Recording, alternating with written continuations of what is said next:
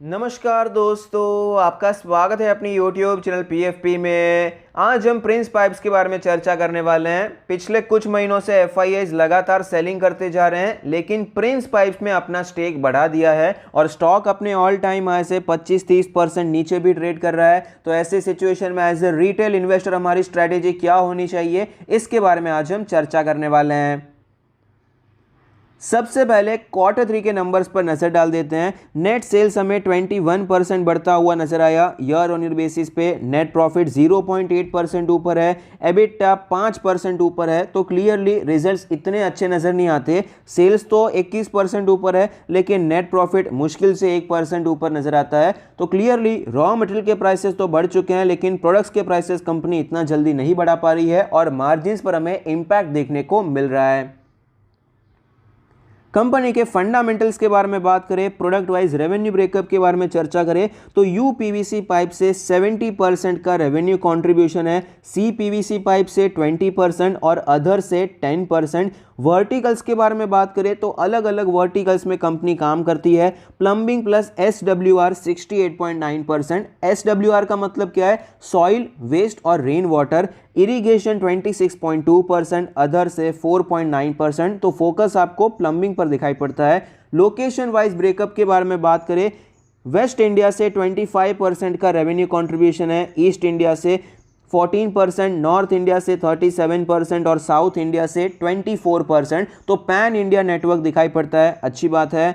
Fundamental ratios के बारे में बात करें, ROE 20% है, ROC 29% है, जो कि अपने एवरेजेस से ऊपर चल रहे हैं। नेट प्रॉफिट मार्जिन 10.7% लेटेस्ट है, ये FY21 के हिसाब से फिलहाल थोड़ी गिरावट हुई है, लेकिन अच्छी बात यह है कि 5 ईयर और 3 ईयर एवरेज के ऊपर दिखाई पड़ा था FY21 में। इसका मतलब है कि मैनेजमेंट केपेबल है कि रेवेन्यू के साथ साथ वो मार्जिन को भी इंप्रूव कर सकते हैं, और जब ऐसा होता है तो प्रॉफिट आपको डबल स्पीड से बढ़ता हुआ नजर आता है। डेट टू इक्विटी 0.08 है, पहले कर्जा था, अच्छा खासा कर्जा था, लेकिन ये आपको कंटिन्यूअसली कम होता हुआ नजर आया और यहां पर अभी जो कर्जा है नेग्लिजिबल कर्जा दिखाई पड़ता है। कंपनी के फाइनेंशियल ट्रेंड के बारे में बात करें तो फाइनेंशियल ट्रेंड में यही रिफ्लेक्ट हो रहा है। रेवेन्यू ऊपर जाता है, लेकिन जब मार्जिन सुधरते हैं तो प्रॉफिट डबल स्पीड से बढ़ जाता है। रेवेन्यू में यहां पर देखिए ये कोई डबल नहीं हुआ है, लेकिन प्रॉफिट्स देखिए, प्रॉफिट्स आपको डबल होते हुए नजर आते हैं, तो अच्छी ग्रोथ हमें नजर आती है। शेयर होल्डिंग पैटर्न के बारे में बात करें, 62.94% प्रमोटर के पास है, जिसमें से कुछ प्लेज नहीं है। Mutual fund 8.19%, other DII 5.5%, FII 4.84%। ये कंटिन्यूअसली बढ़ता जा रहा है, जबकि म्यूचुअल फंड का एक्चुअली यहां पर आपको नीचे आता हुआ नजर आता है। रिटेल एंड अदर्स के बारे में बात करें, 18.5% के आसपास है, जिसमें प्योर रिटेल इन्वेस्टर आपको 10-11% के आसपास नजर आते हैं।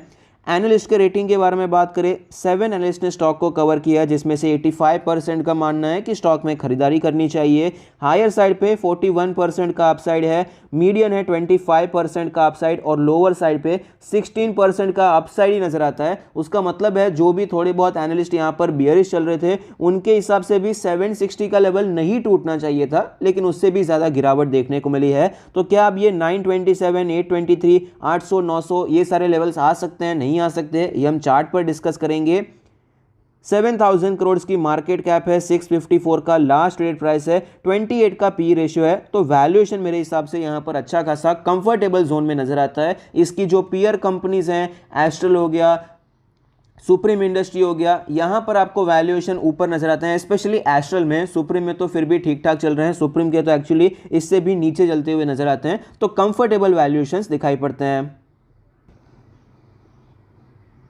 स्टॉक के चार्ट पर हमें क्लियरली पता चलता है कि स्टॉक में यहाँ पर अच्छी तेजी देखने को मिली थी। स्टॉक में गिरावट हुई, 600 से रिटर्न हुआ, स्टॉक वापस ऊपर गया, एक ब्रेकआउट यहाँ पर देखने को मिला, लेकिन वो ब्रेकआउट सस्टेन नहीं हो पाया, वापस गिरावट देखने को मिली, स्टॉक साइडवेज हो गया। 600 के लेवल पे फिलहाल हमें ये ट्रेड करता हुआ नजर आता है, सपोर्ट लेता हुआ नजर आता है। मूविंग एवरेजेस के बारे में बात करें, 20 डेज ने क्रॉस ओवर कर दिया है, अब भी यहाँ पर ये साइडवेज ही हुआ है, वापस ये ऊपर नहीं जा पाया है। स्टॉक में थोड़ा बहुत हमें वीकनेस ही नजर आती है। पिछले 4-5 दिनों से ऊपर के लेवल से सेलिंग दिखाई पड़ती है। वीकली चार्ट के बारे में बात करें तो वीकली चार्ट पर ये अपने 50 वीक्स के मूविंग एवरेज पे सपोर्ट लेने की कोशिश कर रहा है। वीकली RSI 45 है, 40 के लेवल से एक बाउंस हमें यहाँ पर नजर आता है। मंथली चार्ट के बारे में भी बात कर लेते हैं। मंथली चार्ट पर हमें नजर आएगा कि जो तेजी देखने को मिली है ये कैंडल्स बहुत स्ट्रांग है, लेकिन जो गिरावट वाली कैंडल है इतनी ज्यादा स्ट्रांग नहीं है, मतलब सेलिंग प्रेशर बहुत बड़ा नजर नहीं आता।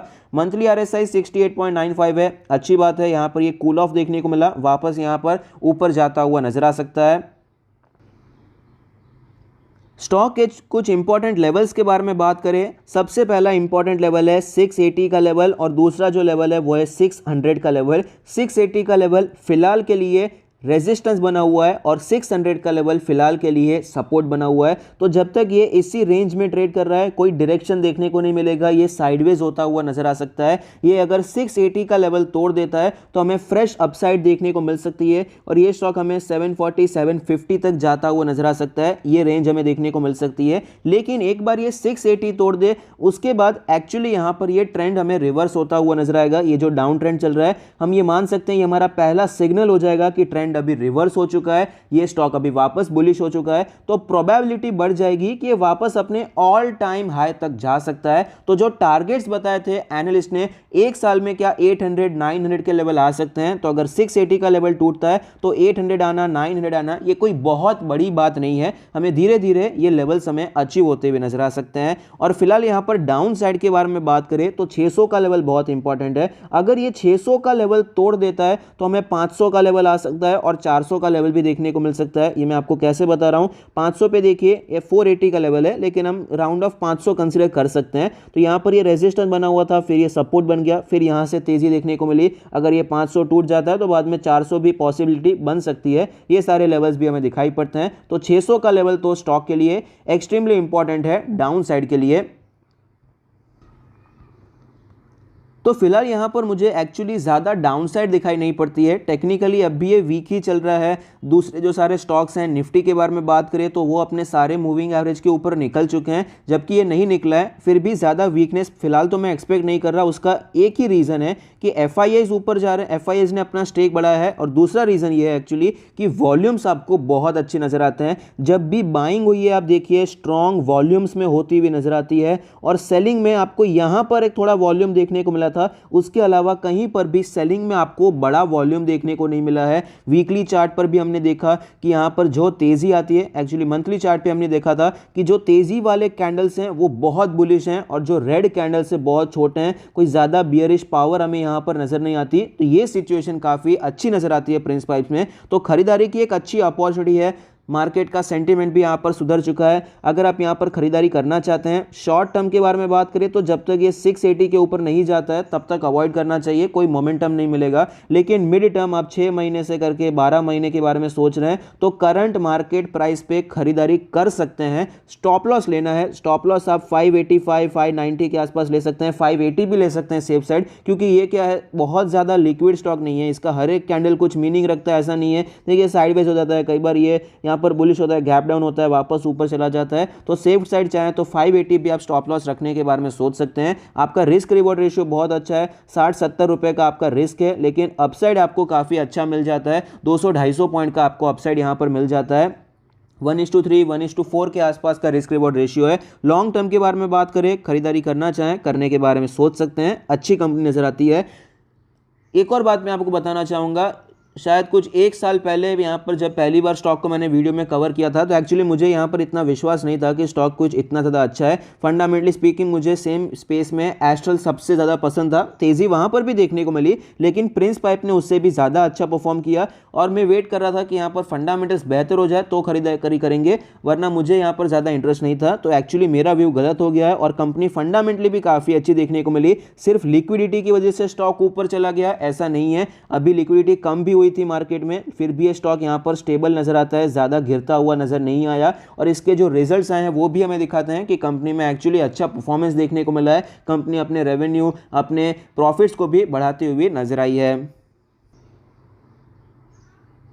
फिलहाल यहाँ पर पॉजिटिव्स के बारे में बात करें तो फंडामेंटल्स हमें अच्छे नज़र आते हैं, शेयर होल्डिंग पैटर्न भी काफ़ी अच्छा नज़र आता है, ग्रोथ अच्छी देखने को मिली है, FIS का स्टेक बढ़ रहा है, वैल्यूएशन भी फेयर है और मोस्ट ऑफ द एनालिस्ट हमें बुलिश नज़र आते हैं। तो ये कुछ पॉजिटिव्स हो गए।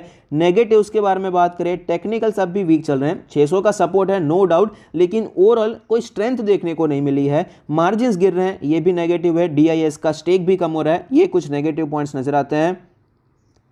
तो फिलहाल ऐसी सिचुएशन में करना क्या चाहिए? शॉर्ट टर्म के लिए तो भाई 680 के ऊपर ही सोचना चाहिए, उससे पहले कोई मोमेंटम नहीं मिलेगा। मिड टर्म के लिए आप खरीदारी कर सकते हैं, स्टॉप लॉस हमने चार्ट पर डिस्कस किया। लॉन्ग टर्म के लिए भी खरीदारी करने के बारे में सोच सकते हैं, कंपनी अच्छी है, लेकिन यहाँ पर भी चार्ट के हिसाब से कैसा है, स्टॉक में तेजी इतनी भयंकर देखने को मिली है, यहाँ पर अगर ये 600 का लेवल टूटता है तो उसके बाद सिचुएशन खराब हो सकती है। तो लॉन्ग टर्म के लिए भी अगर आपके पास पेशेंस है, अगर आपको कंपनी पर पूरा विश्वास है तो आप खरीदिए, वरना आपको लॉन्ग टर्म में भी स्टॉप लॉस रखना चाहिए। 600 का लेवल टूट जाता है तो आप एग्जिट करने के बारे में सोच सकते हैं। यहाँ पर जो पैटर्न बन रहा है इंडिया मार्ट वाला बनता हुआ नजर आता है, जो कि हमने आपके साथ शेयर किया था। इंडिया मार्ट में भी भयंकर तेजी आई, फिर ऐसा कुछ पैटर्न बना, 7000 का लेवल तोड़ा तो गिरावट देखने को मिली। प्रिंस पाइप में भी ऐसा है, भयंकर तेजी आई, 600 के आसपास इसने यहाँ पर सपोर्ट लिया है। अगर ये लेवल टूट जाता है तो गिरावट हो सकती है। मैं ये नहीं कह रहा टूटेगा, मैंने तो आपको यही बताया कि खरीदारी कर सकते हैं, वॉल्यूम्स बढ़ रहे हैं, FIA का स्टेक भी बढ़ रहा है, लेकिन हम गारंटी थोड़ी कह सकते हैं कि भाई नहीं टूटेगा। तो इसीलिए बाय चांस टूट जाता है तो एग्जिट प्लान तैयार होना चाहिए। तो हम अगर यहां पर आप पेशेंस नहीं रख सकते हैं, इंडिया मार्ट में जैसा हुआ ऐसा अगर प्रिंस पाइप के साथ होता है, आप पैनिक में सेल करें, उससे अच्छा है 580 का स्टॉप लॉस ले लीजिए, अपॉर्चुनिटी मिलेगी तो हम वापस कभी भी एंटर कर सकते हैं। आई होप आपको ये वीडियो पसंद आता है, आपके इन्वेस्टमेंट और ट्रेडिंग डिसीजन में आपको ये मदद करता है। Thank you, stay happy, happy investing.